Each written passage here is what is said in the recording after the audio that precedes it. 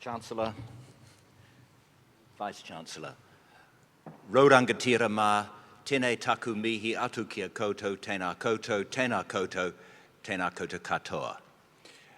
It's a great pleasure to be here today, but I first want to begin by acknowledging you, the graduates. Congratulations on what you have achieved and all the very, very best for the future. I particularly want to acknowledge my friend and colleague from Bankside Chambers, Simon Foote, who has just graduated with a Doctor of Philosophy degree.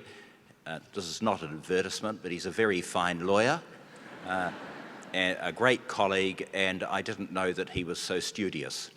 Can I also acknowledge my former youth MP, Sam Hart. Sam and his family are very dear friends of mine. His mother, Deb, is moving his admission to the bar on Friday, and he is as nervous as I am that she's going to fluff her lines. There are other people present whose names I think I recognise. I see a Tremaine out there, I think I know you. Congratulations on your achievement. My favourite story about honorary doctorates concerns the late Robert Muldoon. He was given an honorary doctorate, I don't know by what university, many years ago, and he was asked in the House by Mike Moore whether he intended to use the title doctor part-time, as in Dr. Jekyll, or full-time, as in Dr. Goebbels. The answer, I understand, was volcanic.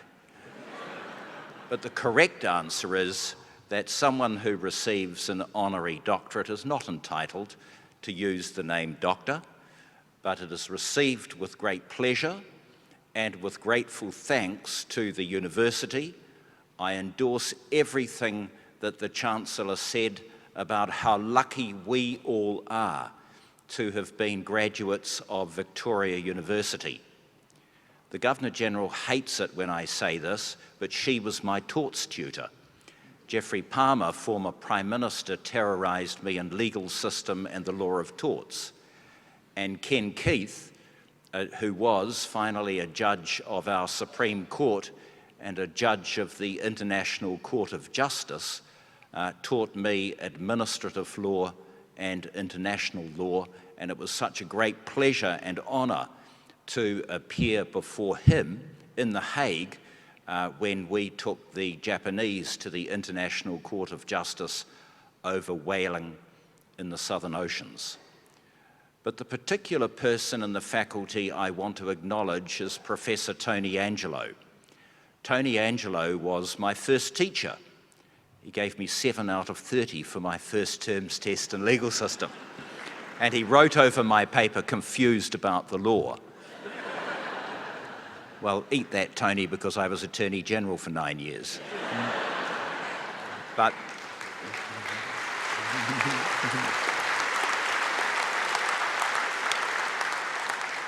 he was an outstanding servant of the faculty for half a century. He was Dean of the Law Faculty during a very tough time for the faculty when a report was written by it that broke all the rules of natural justice. And he had to pick up the pieces and do a great job. He did. He's worked extensively throughout the Pacific and in Mauritius, designing the laws of Mauritius.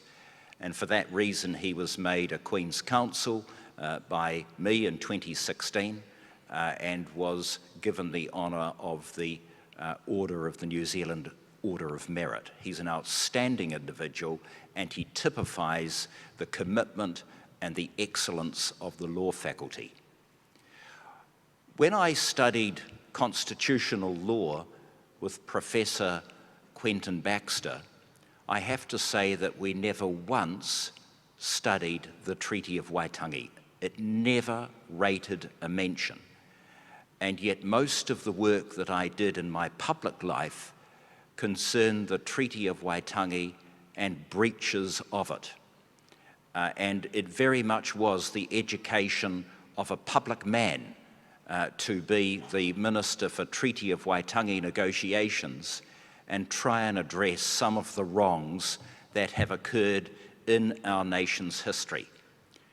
And I particularly think, for example, of takings under the Public Works Act, because I can tell you this: if ever there was land to be taken for a road, and the choice was between taking general land or Maori land, guess what land was taken? Inevitably. I was honoured to stand at Parihaka and apologise for the atrocious events that occurred there. I was so lucky to be the minister when we apologised to the great Ngāi Tūhoi, and I acknowledge Professor Rawhinia Higgins here today.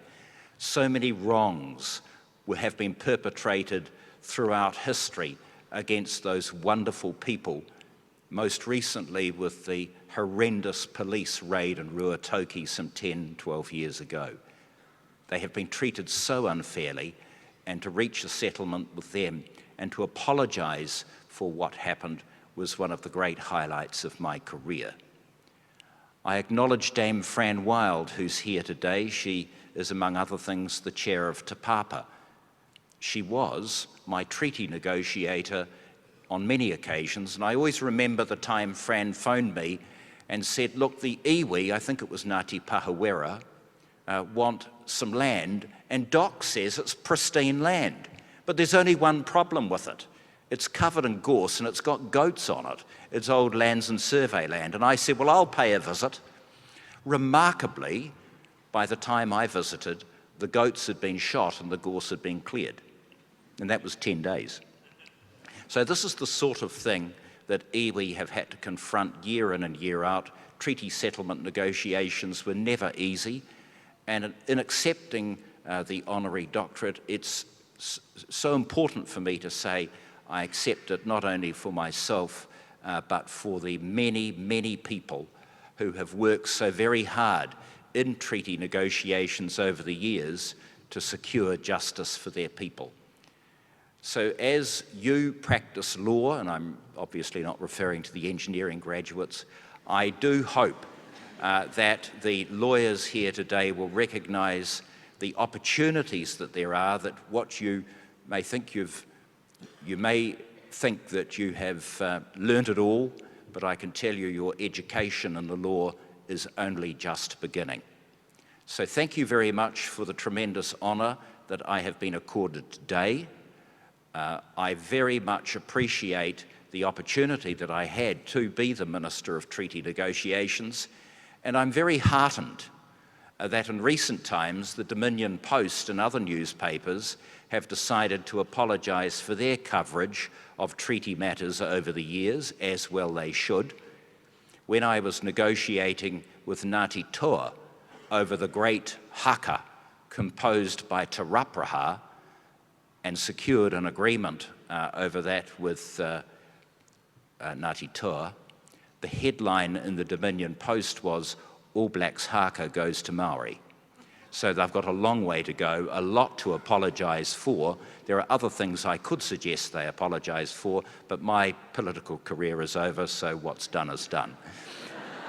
Chancellor, Vice-Chancellor, members of Victoria University, you lead a great university, and I'm honoured and privileged to be here today.